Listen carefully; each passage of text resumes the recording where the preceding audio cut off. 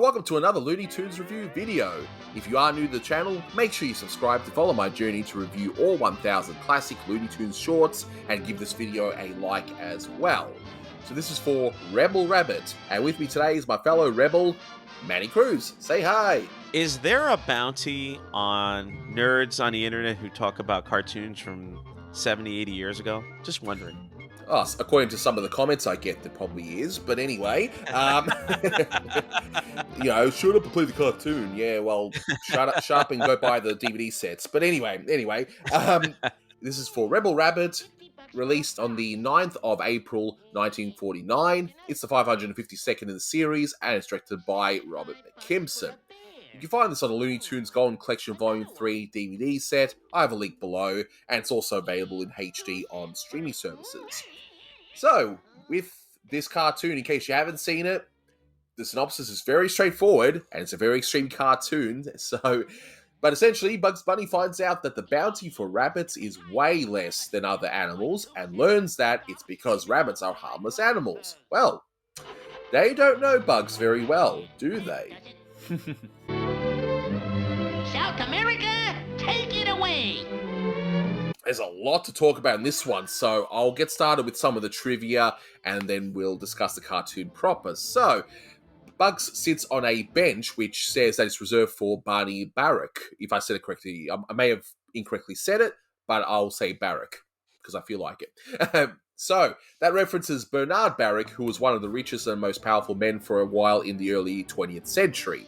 Well, hence that's why he would have his own private bench. The Barrels of Niagara Falls references all the attempts various daredevils would go over the falls, but unfortunately, many of them died in their attempts to go over the waterfalls. The senator that we see later on references the fictional Senator Claghorn, and this fictional senator was also the part of an inspiration for Forkhorn Leghorn. Too fast for you.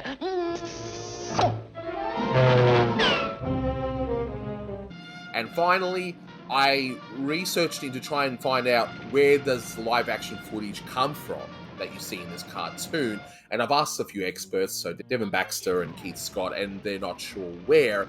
So they're either maybe from B movies that Warner Brothers did, maybe like just extra footage that was not used.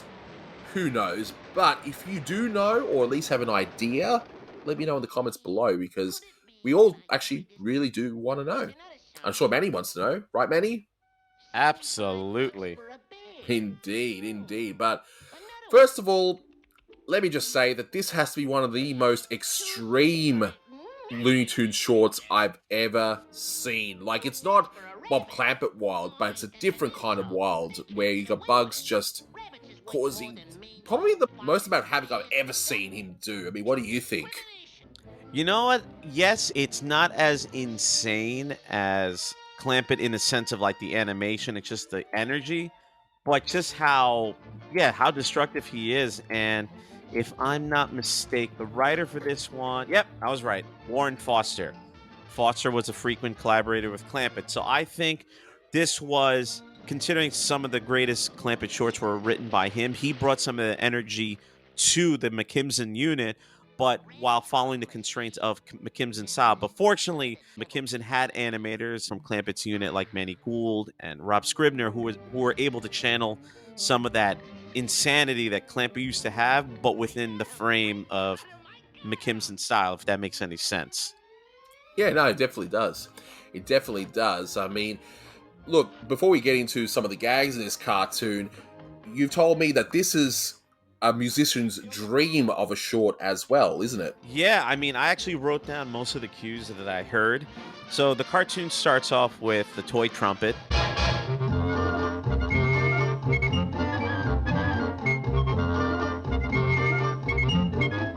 Of course, a classic from Raymond Scott. Later on, the parts where Bugs is getting himself mailed, you hear a stalling classic Shuffle Off the Buffalo, and you also hear a little snippet of it during the Niagara Falls scene. 6 7/8 pounds, Doc. First class, you know. I never travel with common bundles. When it goes to New York City, I think in particular the part in Manhattan, you hear a lullaby of Broadway.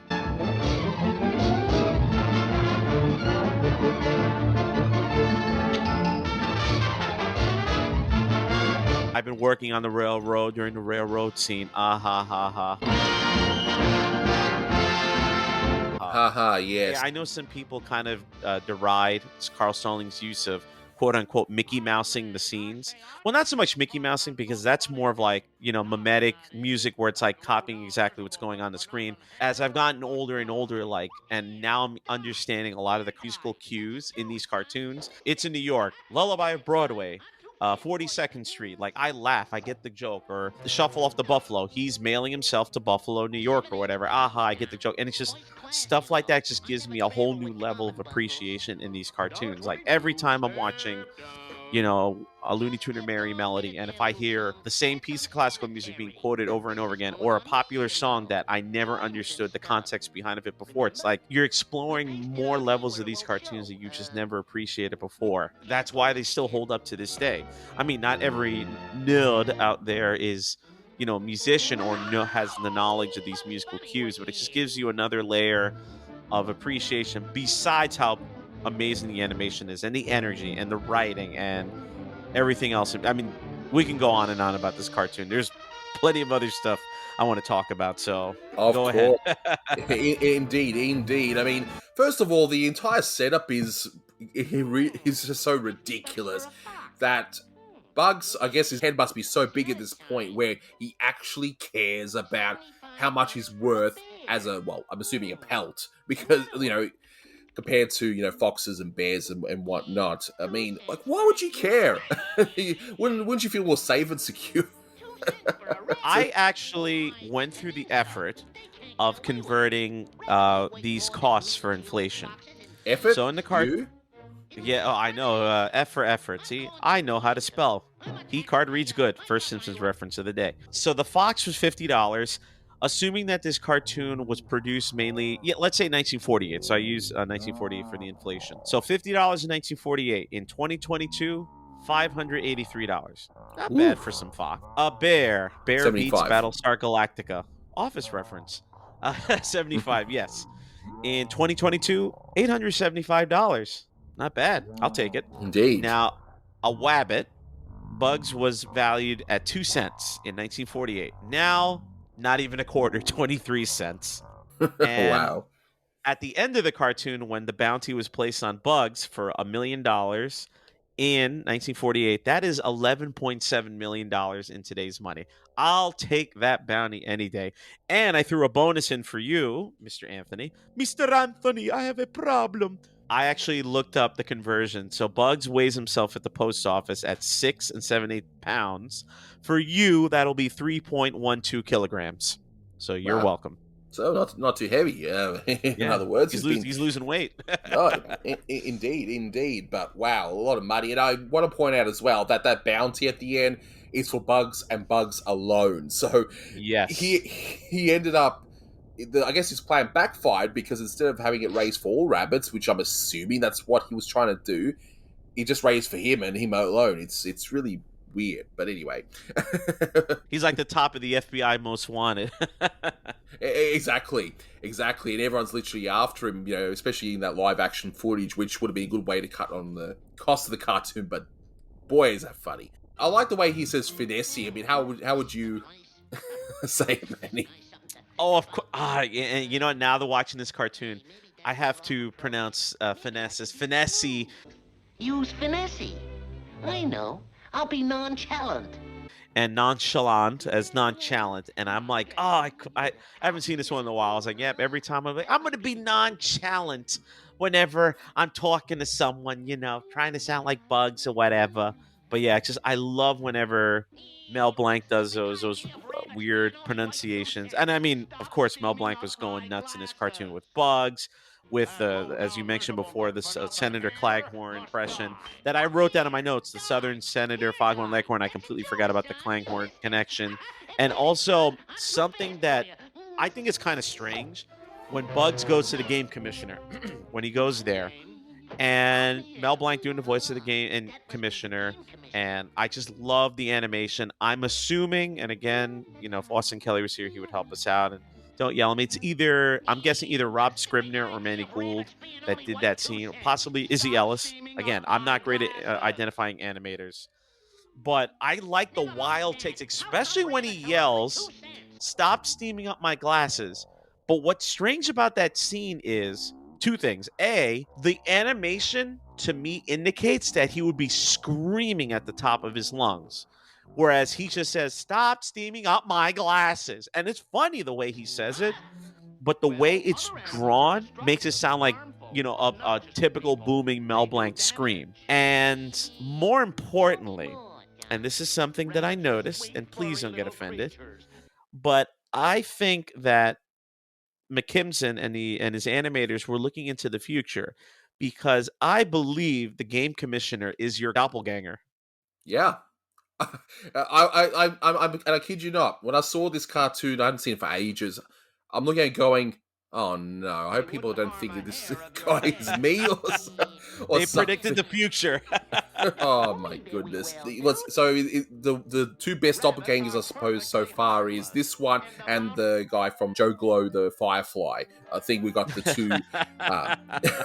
We got the two best doppelgangers for me at the moment. But enough about me. I know the channel's also me, but anyway. It can be more obnoxious than anybody. You can't get away with it. You'll be hearing from me. But I also like where he goes, I'm a taxpayer too. Washington. I'm a taxpayer. I got my rights. Which just reminds me of all the people's like, no, you can't give me a parking fine. I'm a taxpayer too. You can't put me into jail for moiter. I'm a taxpayer too. I pay your wage. It's ridiculous. Because I've never heard that said before in the United States a million times. Yeah, it's down here too. But you gotta love all the destruction that Bugs causes. I mean, when this rabbit is dedicated, he is dedicated. But also, the US seems to make it a bit easier for him in certain cases. Like at Times Square, why would there be just one switch? Wouldn't it be like a series of switches and overrides? And I mean, I'm not an electrical expert here, but something tells me that there would be quite a few different connections. But if you think we're looking too deeply into it, yeah, but that's okay. It's all in good fun. Now that you mentioned the Times Square, and actually there was another point about when Bugs visits good old New York State and New York City, with the Times Square scene, I'll admit, whenever I see that scene and seeing like that stock footage of Times Square in the 40s, I'm thinking about my own past, because and I don't know if I've said it before, but my father's side, my grandparents are immigrants from Cuba. My grandpa actually fought in the U.S. Navy during World War II, and my grandparents moved to New York City in the late 40s, early 1950s. And whenever I see that scene of Times Square, I'm like, so this is what my grandparents saw back then. And this is also, my father was born in the early 50s in New York City. This was his perspective. This is what he saw of Times Square, as opposed to this Times Square that I saw as a kid, or the Times Square that you see now, where it was super commercial back in the 40s with the, Planters, Peanuts and whatever, but now with all the video screens on it. But I digress. But I thought it's like a little glimpse into like, wow, if I had a time machine, I could see what my grandparents saw. And with the part in New York, I did want to say that it's always weird watching the DVD as opposed to when I used to see this. I used to see it a lot on Cartoon Network. The scene after Bugs shuts off Niagara Falls, and I always remember the particular musical cue. Bum, bum, bum, bum, bum, bum, bum, ends like that, and it goes abruptly to the next scene. But on the DVD and Blu-ray, I remember, oh yes, the cartoon's uncut, because they have the scene where Bugs Bunny sells Manhattan back to the Native Americans. And I do like the Lullaby of Broadway, which changes into a quote-unquote stereotypical Indian Native American musical excerpt. You hear like the drums playing, whatever. And I rarely saw that scene, because every time I watch it on TV, it cut right to the next scene. Yeah, a little weird joke, by today's standards, but it's cool seeing it again. And it's like I'm so used to the jarring cut that when I see the original scene, it's like, whoa, I forgot that was there. Yeah. Oh, exactly right. And it's rightfully cut. At least it doesn't affect the rest of the cartoon, which is you can get at least a nice clean cut there. Thank goodness. Yeah. But there's one particular gag that seems to have been reused in modern times in a different way. Do you want to explain that one? It's to do with a certain southern state. Oh man. So when we started the recording, I typed in Rebel Rabbit. So remember before I was like, oh, what was the name of the writer? Was it Warren Foster? So I double checked on Wikipedia. I know it's not the most reliable source. Boo hoo hoo. Don't at me. But I clicked on it, and then I think at the bottom of the page for the Rebel Rabbit page on Wikipedia, it says see also, obviously, list of Bugs Bunny cartoons, and then Florida Man. And then I was reading up a little bit while you were talking, but I remember, all the jokes about Florida and Florida Man did this and things that happen in the state of Florida. And whenever you would see like an article about Florida Man does this strange thing or this weird thing happens in Florida, and then I would see all my friends or people online using the scene of Bugs sawing Florida off from the mainland and be like, South America, take it away. And it would always crack me up. And of course, sometimes I would pop in on a Facebook comment and be like, guy, that's actually from a Robert McKimson cartoon from the 1940s called Rebel Rabbit. I had a fraternity brother that always made fun of me by making that voice. I'm like, dude, I don't lisp. And I have glasses, but he would always push his glasses up in like a stereotypical nerd fashion. Oh, of course. Like he would always do that to me to bust my chops. But as time has gone on, as I've gotten older, and at one point I was thinking of moving in Florida, but just seeing how insane that state is, I could see why Bugs, again, was looking ahead at the future and saying, you know what, maybe it's time to saw this part off and let it drift away. I've been to Orlando. I haven't been to Disney World since I was a baby, but I've been to Orlando. I spent some time in Miami in the airport. I'd like to go to Miami Beach. A lot of Cuban Americans there like myself. I went to a wedding in Key West and it was beautiful, but yeah, I want to apologize to Floridians that are watching, but another part of me is like, nah, you guys had it coming. Oh, dear. Cheers from New Jersey. Great. Because trust me, we're a great state. We never get made fun of. Of course. So this is the origin of the Florida New Jersey war that's about to erupt. All originating from this one video. The Great Florida New Jersey War of 2022. In Australia, it's just like, leave me out of it. That's right. That's right. Now, one interesting thing I did notice, and you actually have an answer to this, is, well, first of all, I love the padlocks in the Panama Canal gag, and it kind of reminds me of what happened in the Suez Canal not long ago, where the ship got stuck, and it held up so many container ships, causing massive havoc. But I was thinking, hang on, isn't his beef with the US? Why would he have a problem with something in Central America where the Panama Canal actually is? But you actually have an answer for that. Yes, because I paid attention in class and I was a good student 98% Good of the time. boy. Yeah, I was a good boy. Now I'm going to give myself a treat. No. Great. I have a puppy now, and that's all I'm thinking about. So I double-checked. I wanted to make sure. But the Panama Canal, so it's a canal in Panama, duh, where else? And it's what pretty much cuts off a lot of the travel time to get between the Atlantic and Pacific Ocean. Originally, ships had to sail all the way down to South America and go around Cape Horn. It's dangerous, and it takes a long time. The Panama Canal, which was one of the most expensive and dangerous construction projects in history, it was initially started by the French in the 1880s, I believe. I don't have the information in front of me. But then the United States took over the project in 1904, I think when Teddy Roosevelt was president, if I'm not mistaken. And the project was completed 10 years later in 1914. And the United States owned the Panama Canal up until, I think there was a joint agreement between Panama and the United States in the 70s. And then finally in 1999, and I remember it because I was a fifth grader at the time, and I remember distinctly in class talking about the Panama Canal and learning that we were going to finally give control of the Panama Canal to its home country. Because 1999, I was a fifth grader. For my Australian friends and non-American friends, they're watching a cartoon. Yes, we owned the Panama Canal for a lot of years, but no longer. So There's your history lesson for the day. Yep, and hence why Bugs will target the Panama Canal. So that's one mystery solved. Next up, the Grand Canyon. I always thought this is one of the most absurd, far-out jokes I've seen. Like, I mean, I'm not going to do the whole physics thing where, how long would it take for a single person to fill the canal? Let alone where would you find all of the actual soil in the first place to fill it up? I mean, again, that's just us thinking too far into it. I mean, what would you say about that in that wonderful voice of yours? What are we supposed to believe? Like, this is some kind of magic shovel? Boy, I sure hope somebody got fired for that blunder. But it just shows how dedicated Bugs Bunny actually is in wanting to get that bounty raised, which sounds ridiculous as I was actually saying it. And we get a lovely dad joke with the railway being all tied up. Like, you look at it and go, okay.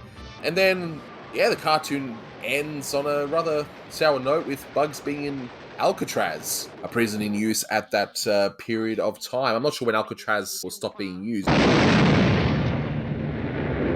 I'm going to rate this one a 9.5 out of 10. This one had me in stitches, just how insane this cartoon is. I mean, look how long this review is. I mean, that should show you guys how much we absolutely loved this one. But no, 9.5 out of 10. It's just absolutely bonkers. And of course, I'm not giving it that score because there's a person that looks like me in it as well. But in any case, Manny, what would you score this one? Ooh, I had a score in mind, but now the fact that I've talked so much in the cartoon reel, and I've always enjoyed this cartoon. I was gonna go 8.5. I'm gonna bump it up to a 9.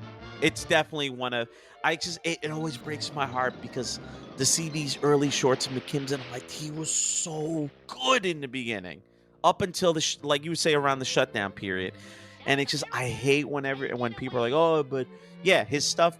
The post shutdown was not that great, but he had such a strong first few years, and it's a shame that there are people. It's just like they kind of poo-poo his efforts in the beginning because of he was going through the motions after the shutdown, but man, did he start strong, and this is one of them. I'll use a sports analogy, okay, which I know is shocking, right? Me, sports. But okay, you could be the best coach in the world for whatever sport you're thinking of, right? The best coach ever, but if you don't have the best players, you can only do so much. And I think that was what happened with McKimson. So that's how I look at it. Right. And here he's got like some of the best players.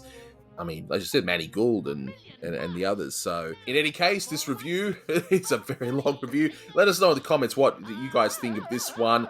And if you know where the live action footage came from or where you suspect it might come from, please let us know. And yeah, that'll do it. So, as always, guys, until next time, take care. I'm a taxpayer. I have rights.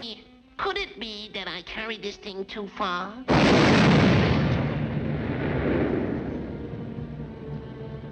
It could be.